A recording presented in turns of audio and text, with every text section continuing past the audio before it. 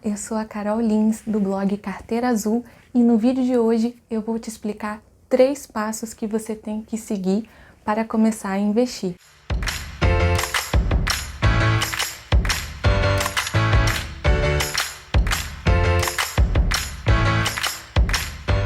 Quando eu comecei a investir, eu fui na cara e na coragem, porque poucas pessoas falavam sobre isso na internet na época. E aí eu fui investindo, eu comecei com pouco dinheiro na tentativa e erro mesmo, e conforme eu fui aplicando, eu fui vendo aonde eu estava acertando e aonde eu estava errando e ajustando ao longo aí do meu caminho no mundo dos investimentos. Quando eu vi o meu dinheiro começar a crescer, a se multiplicar, eu me empolguei tanto que eu comecei a procurar outras maneiras mais lucrativas de investir. Depois de 4 anos já investindo, eu não conto, obviamente, o período que eu investia na poupança, que a poupança é uma merreca, então é difícil considerar ela como investimento. Mas, tirando o período que eu fiquei só na poupança, que são de 4 anos para cá, conforme eu fui investindo, fui aprendendo na prática, eu não fiquei esperando saber tudo, até porque a gente nunca sabe tudo, né? Então, conforme eu fui aprendendo na prática e consertando os meus erros e vendo o meu dinheiro se multiplicar, eu resolvi buscar outras formas de investimento mais lucrativas e hoje eu tenho uma carteira de investimentos lucrativa e protegida, né, obviamente, contra as oscilações que podem acontecer aí na nossa economia e, consequentemente, que afetam, né, o mercado financeiro. Mas antes de eu começar a te explicar como você pode começar nesse lindo e maravilhoso mundo dos investimentos, já se inscreve aqui no canal, ativa o sininho, né? Para que você não perca mais nenhum vídeo novo sobre finanças pessoais e investimentos. Bora lá? Bom, o passo número 1 que eu recomendo para todo mundo é começar pelo investimento mais seguro que a gente tem aqui no Brasil, que é o famoso e o querido Tesouro Direto. Por que ele é o investimento mais seguro? Como ele é gerido, né, cuidado pelo Tesouro Nacional, o Tesouro, ele é tipo o soberano, assim, o mor, assim, o cara dos caras, né, entre as instituições financeiras aqui no Brasil. Então, caso a economia entre num colapso e, enfim, aconteça algo de ruim com as nossas instituições financeiras, com os bancos e as corretoras, o Tesouro vai ser a última instituição, né, o último órgão financeiro a quebrar, porque justamente ele, por ser o órgão mais soberano, é o cara que está com dinheiro de todo mundo, inclusive do banco aí que você deixa o seu dinheiro da poupança, o banco está pegando o dinheiro da sua poupança e colocando lá no Tesouro no nome do banco. Por isso que ele é o Tesouro Direto, que é os títulos, né, públicos, os investimentos do Tesouro Nacional, é considerado o investimento mais seguro do Brasil, porque para ele quebrar, para ele falir, digamos assim, vai ter que todo mundo que está abaixo dele quebrar primeiro.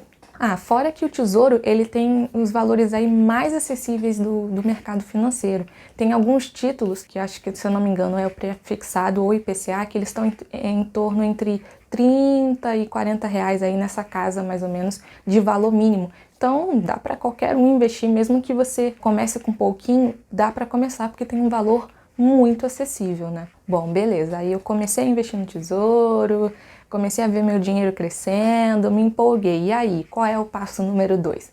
Bom, o passo número 2 é você partir para outros investimentos que também fazem parte da família, digamos assim, da renda fixa.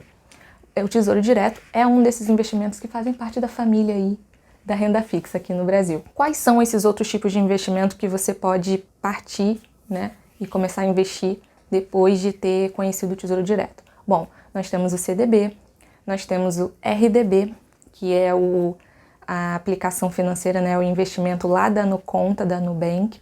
Temos o LCI e o LCA, que funcionam bem parecido com a poupança, porém eles têm valores de aplicação maiores, às vezes em torno de R$1.000 o valor mínimo, Então aí é para a galera que já está mais intermediário, já tem um dinheirinho guardado e quer melhorar a sua rentabilidade, né? Tem, além do CDB, LCI, LCA, RDB, essa sopa de letrinhas todas, tem também o LC, enfim, tem debentures, né, que aí já, apesar de ser considerado renda fixa, são investimentos emitidos por empresas que também têm ações na bolsa, então já começa a ficar um pouquinho mais arriscado, mas enfim, é interessante você seguir nessa ordem. Começar pelo Tesouro, porque o Tesouro ele não pode ser considerado assim fácil, mas ele é o mais seguro e o mais acessível. Então, por isso é tão interessante você começar pelo Tesouro e depois partir para os outros investimentos da renda fixa. E aí, qual é o nosso passo número 3?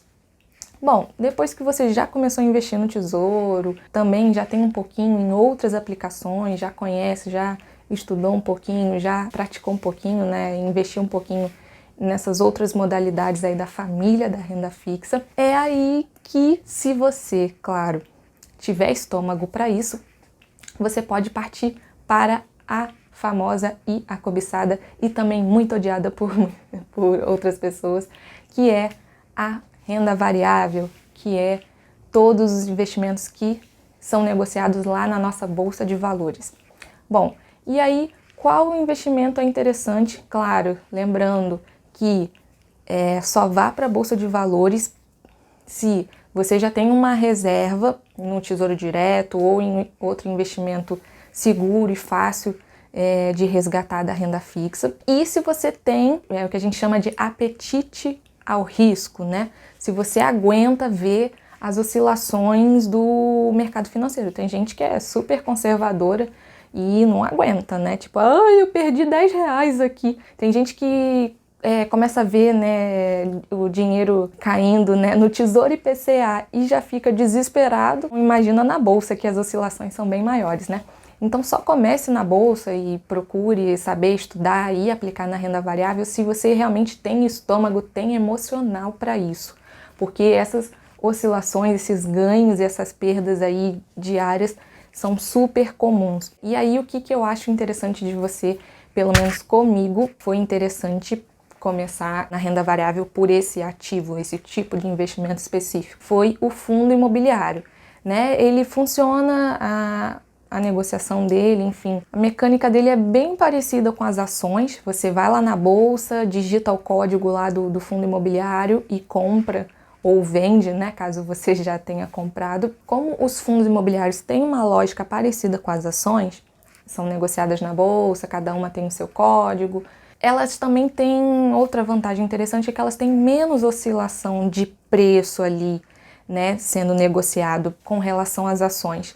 Então também é por isso que eu acho tão interessante você começar na bolsa pelos fundos imobiliários, porque as quedas e os ganhos não são tão bruscos e gritantes quanto acontece nas ações. Então eu comecei em fevereiro de 2018 nos fundos imobiliários, e aí fui estudando, fui comprando um de cada vez. No meio do caminho eu descobri que tinha comprado umas porcarias, assim, porque fundo imobiliário você precisa, nem que seja saber ler os relatórios que os gestores dos fundos circulam, né?